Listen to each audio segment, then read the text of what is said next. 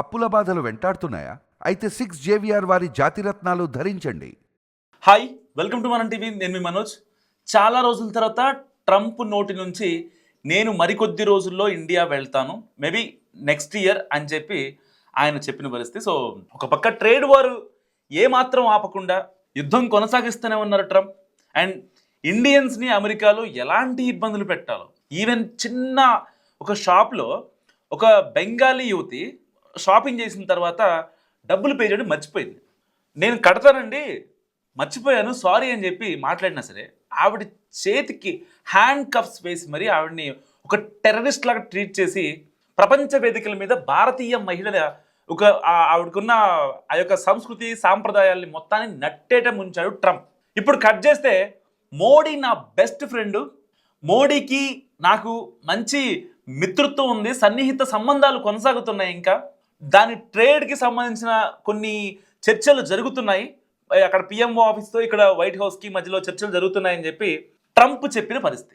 మరి ఇలాంటి నేపథ్యంలో ప్రపంచ దేశాలకేమో భారతదేశంతో సన్నిహితంగా ఉంటున్న మోడీ నా బెస్ట్ ఫ్రెండ్ అంటూ సంకేతాలు ఇస్తూ, ఇటు పాకిస్తాన్కి సపోర్ట్ చేసే వ్యక్తిని మనం ఏమనుకోవాలి?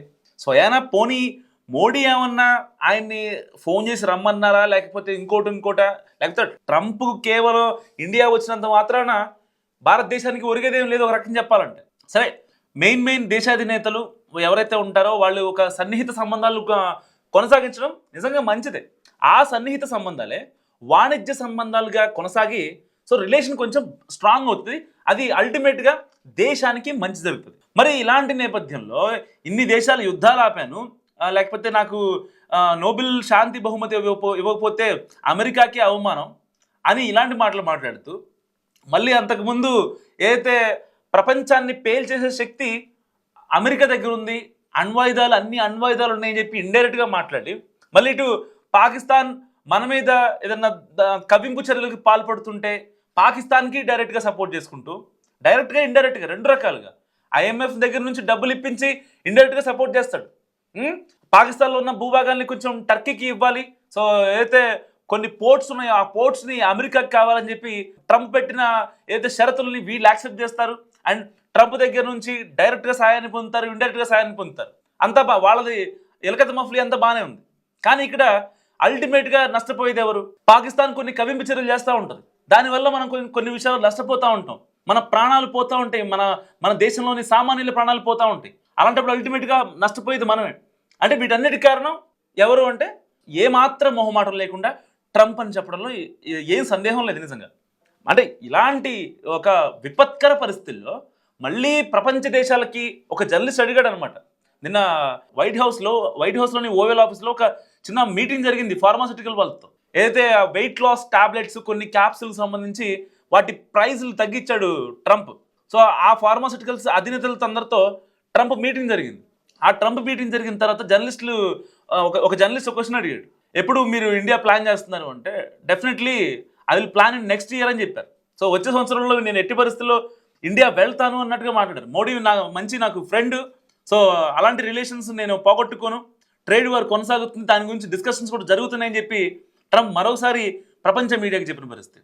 అంటే ఒక రకంగా ఇటు భారతదేశాన్ని ఆర్థికంగా ఎలా ఇబ్బంది పెట్టాలో, లేకపోతే ఈ జీడిపిని ఎలా ఇన్ఫ్లుయెన్స్ చేయాలో, మనం ఏదైతే కొన్ని దేశాలతో మనం చమురు ఒప్పందం కావచ్చు, లేకపోతే కొన్ని దేశాలతో మనం చేసే బిజినెస్ల మీద ఎలా ఇంపాక్ట్ చేయాలి అనేది ఆలోచించే ట్రంప్ మళ్ళీ ఇప్పుడు ఇండియా వచ్చి నేను స్నేహ సంబంధం కొనసాగిస్తా, దానికి సంబంధించి నేనే వస్తానని చెప్పుకోవడం ఏంటో అర్థం కాని విషయం నిజంగా.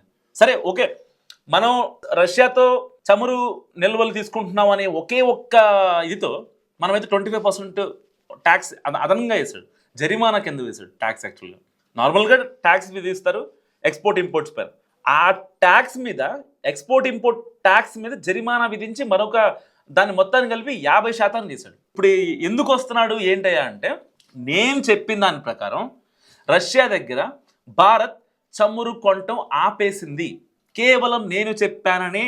రష్యా దగ్గర నుంచి భారత్ 2 ఫ్యూయల్ కంపెనీలు ఏవైతే ఉన్నాయో, లుకాస్టో, 4BC అనే ఒక 2 కంపెనీలు ఏవైతే ఉన్నాయో వాటన్నిటిని మేము బ్యాన్ చేసాం. సో వాళ్ళ దగ్గర నుంచి భారత్ చమురు కొనట్లేదు. ఏదైతే మన దగ్గర ఉండే హెచ్పిఎస్ఎల్ కావచ్చు, ఇండియన్ ఆయిల్ కావచ్చు, రిలయన్స్ కావచ్చు, సో ఇవన్నీ కూడా అక్కడ నుంచి వచ్చే ఆ చమురుని కొంటూ ఉంటాయి. సో వీళ్ళు కూడా దాదాపుగా ఆల్మోస్ట్ ఆపేసిన పరిస్థితి. ఏదైతే ఎగుమతులు దిగుమతులు ఏమన్నాయో కొంచెం తగ్గింది. అండ్ ఆ ఇంపాక్ట్ మన మీద పడుతుంది బేసిక్గా. మరికొద్ది రోజుల్లో పెట్రోల్ రేట్లు కూడా పెరిగే అవకాశం ఉంది.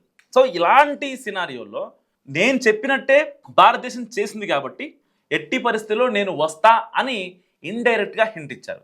సరే, ఇన్ని సినారియోస్ జరుగుతున్నాయి కదా, ట్రంప్ ఏది మాట్లాడినా మనం ఎక్కడ కూడా ఏం మాట్లాడిన పరిస్థితి, మాట కూడా మనం మాట్లాడలేదు. ఈవెన్ మనం అంటే మీడియా మాట్లాడుతుంది, కానీ పిఎంగా మోడీ ఎక్కడా కూడా రెస్పాండ్ అవ్వని పరిస్థితి. సరే, దేశాధినేత, దేశ ప్రజలే ముఖ్యం, వాళ్ళ సుఖ సంతోషాలే ముఖ్యం అనుకున్నటువంటి వ్యక్తి, అంటే నేననేది కాదు, చాలామంది అనలిస్టులు మాట్లాడే మాట బేసిక్గా. ఎందుకంటే మోడీ గారు మాట్లాడాల్సిన అవసరం ఉంది. సో ఏదైతే రష్యాతో మనల్ని చమురు ఒప్పందం చేయొద్దు అని ట్రంప్ డైరెక్ట్గా చెప్తున్నప్పుడు మనం ఎందుకు మాట్లాడకూడదు? నిజంగా వాళ్ళు టారిఫ్ వార్ చేయకుండా ఆగుతున్నారా? పాకిస్తాన్కి సపోర్ట్ చేయకుండా ఆగుతున్నారా? ఐఎంఎఫ్ దగ్గర నుంచి కావాలని డబ్బులు ఇప్పిస్తున్నారు, వాళ్ళు దాన్ని టెర్రర్ యాక్టివిటీకి యూజ్ చేసుకుంటూ మన మీద కవింపు చర్యలు చేపడుతున్నారు. ఇప్పుడు తాజాగా సింధు ప్రావిన్స్లో మళ్ళీ ఇప్పుడు ఏదైతే క్షిపణులు ప్రయోగించడానికి రెడీగా ఉంది పాకిస్తాన్, ఊరుతోంది. పాకిస్తాన్ భారత్ సరిహద్దు నిజంగా ఒక యుద్ధ వాతావరణం నెలకొంది. వీటన్నిటికి కారణం ఎవరు? కేవలం ట్రంప్. మరి ట్రంప్ చేస్తున్న పనుల్ని ఎవ్వరు కూడా తప్పట్టరు. ఈవెన్ మోడీ గారు కూడా డైరెక్ట్గా మాట్లాడలేని పరిస్థితి. ఇండైరెక్ట్గానే సమాధానం చెప్తున్నారా? లేకపోతే కనీసం అంటే ప్రపంచ దేశాలకి ఒక మెసేజ్ ఇవ్వకపోయినా అట్లీస్ట్ ఇండియన్స్కి, భారతదేశ ప్రజలు 150 కోట్ల ప్రజలకి ఎందుకు సమాధానం చెప్పరు? తదుపరి చర్య గురించి వాళ్ళేమో మనల్ని ప్రపంచ దేశాల మధ్య ఇరిగిస్తూ ఉంటారు. రష్యాతో మీరు చేయొద్దు అని చెప్పి అన్ని దేశాలకు ఒక స్ట్రాంగ్ వార్నింగ్ ఇస్తారు.